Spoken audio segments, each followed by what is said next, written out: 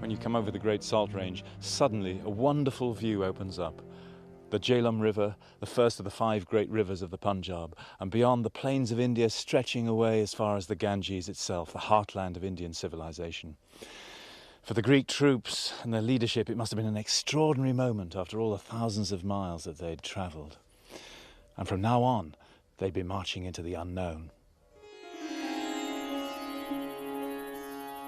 Across the Jhelum, the local Indian Raja, Porus, had massed a powerful army with 200 war elephants. He was determined to stop Alexander crossing. Somehow, Alexander had to get his forces over in secret. The Greeks said he did it where a spur of the Salt Range comes down to the river plain to form a headland.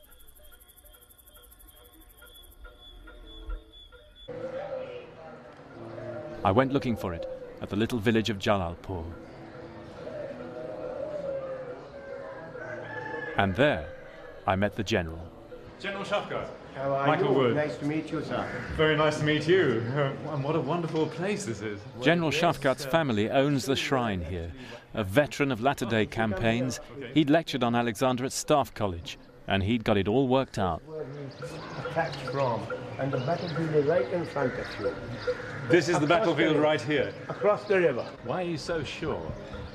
Well, if you go through the Greek historians, they mention there's a headland from the main range of the hills. And this is the only place where we have the headland, and we're standing right on top of that one.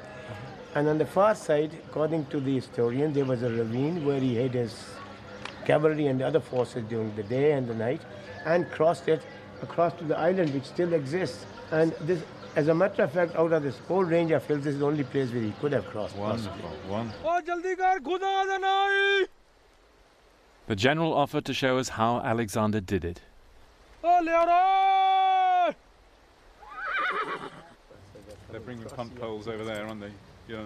There's another boat. Alexander's plan was to hold Porus in front of him and then to cross higher upstream, a flanking move repeated through history, down to the Napoleonic Wars and Desert Storm.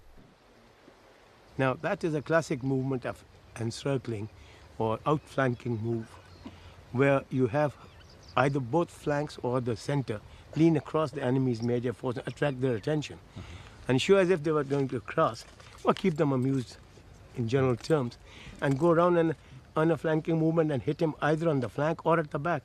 Well, Napoleon tried it again and again. Austerlitz is one of the most classical examples. We took a small force of cavalry in the boats.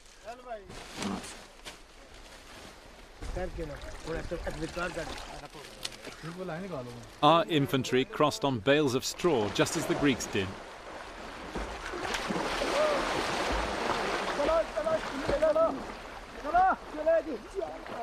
According to the historian Arian, Alexander also had some prefabricated boats.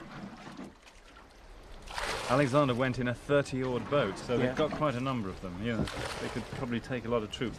But the cavalry, he says, came across on rafts that they'd made and prepared beforehand, stuffed with. They must be with planks on top, stuffed with straw, local brush and things. No. We make them in a different manner, only to take the infantry across, not the horse. What, you still use them in the We army do, in our time? yes, we do.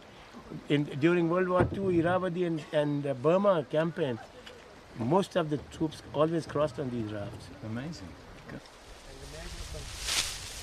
The general decided I was so woefully ignorant of military matters, I should get first-hand experience of what Alexander's men went through. With this kind of stuff. This has been going on on the Burma front during World War II. Yeah. Most of the crossings were done on this thing, at night. Yeah. Alexander had done it before, of course, but remember, this time it was at night, pitch dark, pouring rain and rising floodwaters. Is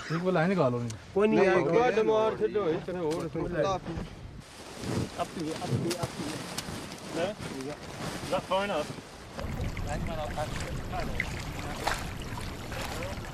Alexander used tents made of sewn animal skins, which were watertight. We had an old tarpaulin, and just before we reached the deep channel,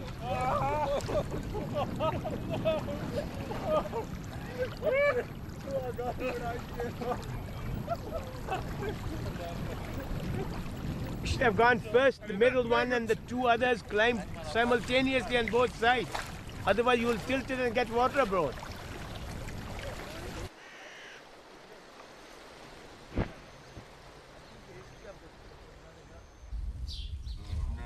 The battle took place near the little village of Sikandarpur.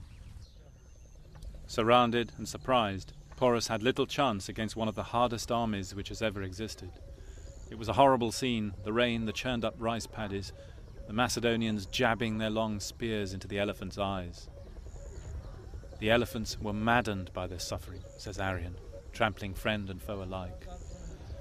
Porus's army was wiped out and he surrendered. But Alexander was so impressed by his bravery that he gave him his kingdom back, and Porus became his ally.